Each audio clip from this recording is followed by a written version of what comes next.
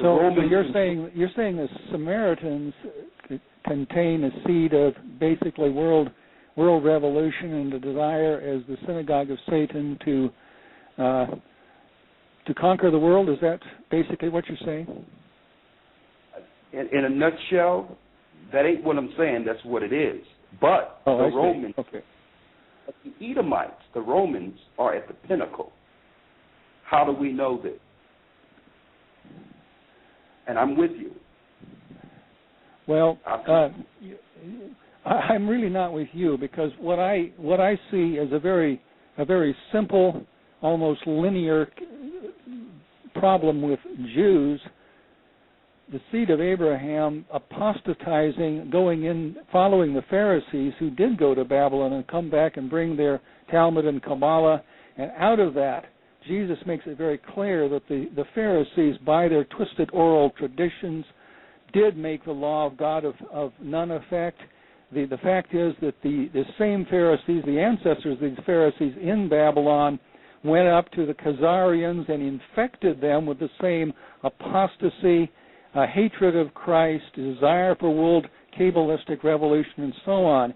What I'm finding in this rather circuitous argumentation of yours is just one circumstantial, not even really a strongly circumstantial, but one premise after another that doesn't have that strength of continuity which comes out directly out of the Scriptures through Judaism into Talmudism, into world revolution, communism, liberalism, and so on that we have today.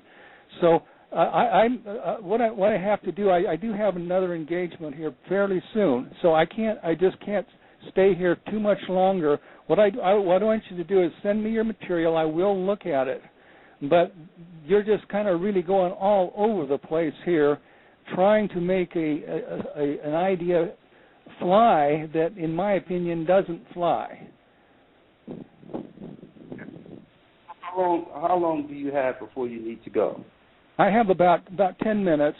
Actually, this date was set at 2:00, and now it's almost 4:00.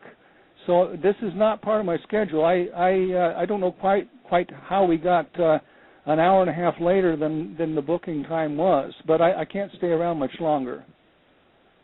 Okay, well, we do apologize for that, but we do have 10 minutes.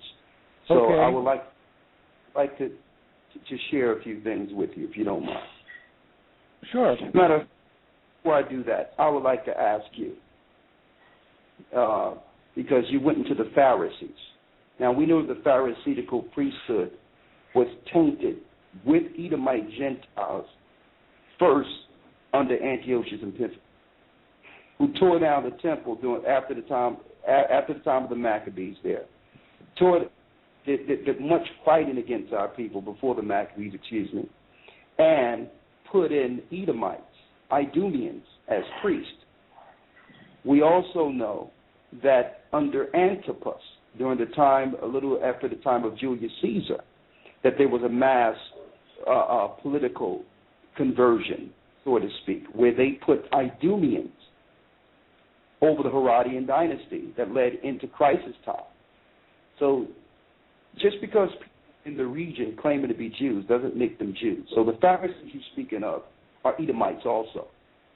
Well, on the other hand, Jesus said directly to the Pharisees, he says, I know. The Pharisees were claiming they were the children of Abraham. He says, I know you are the children of Abraham. He said that to their face. To say that the Pharisees are Idumeans when Christ described them as the children of Abraham, that's a contradiction. Brother, Edomites are the children of Abraham. Esau was Jacob's brother, grandfather. It's not a contradiction at all.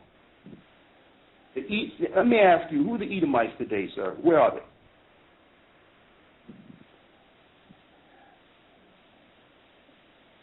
I don't believe that the Edomites had the kind of predominance that you're trying to establish. It is true that, of course, the Herods were Edomites. But to say that the Jews, the Pharisees, the scribes and the Pharisees, who largely came back from Babylon, bringing the Babylonian oral tradition and perhaps even esoteric Kabbalism, to say that all of those became Edomites or were of Edomite stock, we don't find this maintained in the New Testament. We don't have assertions by Paul saying, "I know, brethren, that you of the so-called house of Israel are really Edomites." This is something I hear in Christian identity. This is something which is speculative, as if there was some kind of a hijacking of all the Jewish genes and suddenly Edomite genes flooded in, and now modern so-called Jews are nothing but Edomites. The record is in the New Testament that Paul was addressing his brethren. Romans 9 through 11 are addressed with no hint that they were genetic imposters. What he says is, and what those verses of Revelation say also, is that they're spiritual imposters. They are broken branches. They are dried, withered branches which are no longer in the true root of Israel, the true stem of Jesse, which is Jesus Christ. Well, sir, before we divert any further, let me ask you, who are the Edomites today? I don't think they really much exist. Oh, they really much. You could say they're Arabs, they're Palestinians, they're Middle Eastern stock or whatever, like all the rest of the Ammonites, the Girgashites, the Canaanites. They're all mixed in there, largely in opposition to Zionism. But to say that they live in some kind of a twisted racial stock that's in conspiracy against God and civilization, I don't think there's a case for that. Ask the scholastic question now. Do you know in the Jewish encyclopedia that the definitions of Edom is Jewish people? Did you know that's in the Jewish encyclopedia? I have heard that. I haven't actually read that, and I'm not ready to establish the authenticity of that. But I'm not responsible for what the Jewish encyclopedia says. Hey, hold up. Can I just add to that, Reverend Pike? I noticed in your video, the other Israel, you were using a large reference from the Jewish encyclopedia. Oh, of course. In that video. So you saying now that you're not too familiar with the Jewish encyclopedia? Oh, no, I'm very familiar, but that particular quote, that Jews today are actually Edomites, I don't know.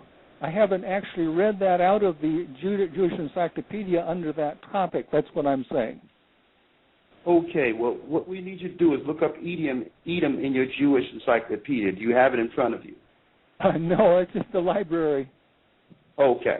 Well, this is what I'm going to do. I'm going to send you more information, but if that is in the Jewish encyclopedia and it comes out that the people are Edom, sir, then what does that do to your understanding? Well, number one, whatever the Jewish encyclopedia is subject to error, and what their chain of reasoning is, I am not sure. There's certainly no doubt about it that Edomite influence was very strong under the Herods. But to say that when the Edomites came in, there was a genetic takeover of most of the Jewish people, including the scribes and Pharisees, and they all became Edomites. They all became imposters. That's just not borne out by history. And even if the Jews in Palestine became Edomites, what about 90% of the rest of the Jews who were off in Babylon? Palestine was just an outpost of world Jewry. The main center of Jewish population and learning and commerce and religion was Babylon at the time of the Herods. I mean, Palestine was just a kind of a religious center.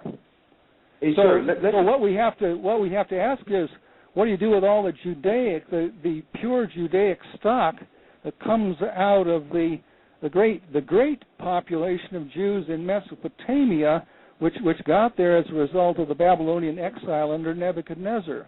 And in the 11th century, they all moved west into the western countries like Italy and even Spain, became the Sephardim, and up into Germany, Holland, England, and so on. So there are a lot of authentic Jews around, very authentic Jews going back through the line of Judah. Hey, Elder, can I add something before Mr. Pike departs? Sure. Hold up, Scott. Okay. So I have to ask something here.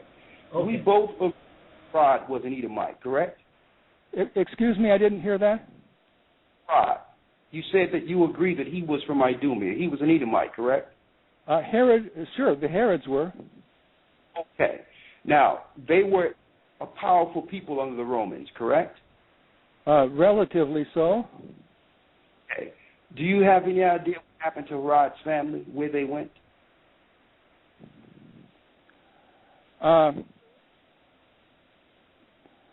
Well, with the destruction of the temple in 70 AD, and then with the Bar Kokhba rebellion in 135 AD, Palestine pretty much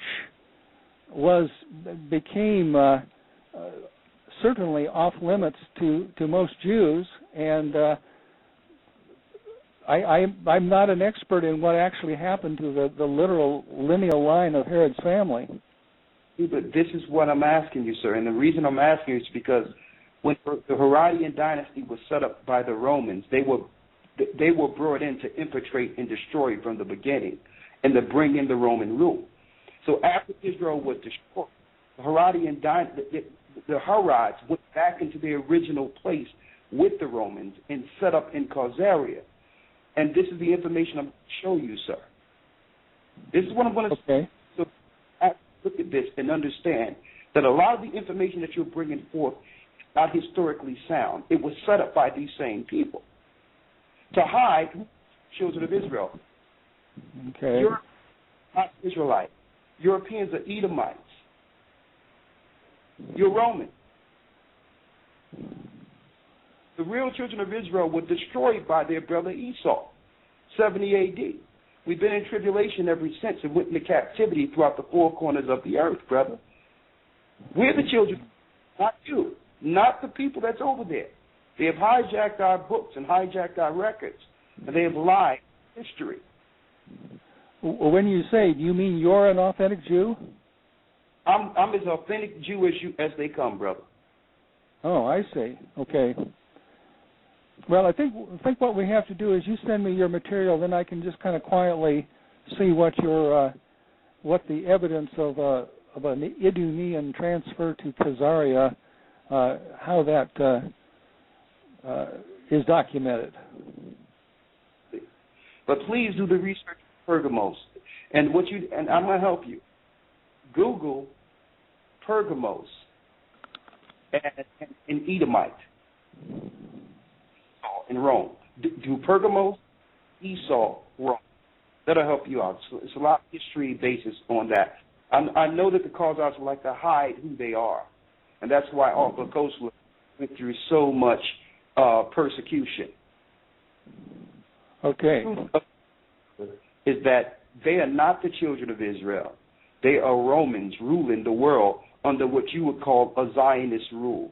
And they are part of the club of Rome, 300 men that control the political effects under Satan within the earth.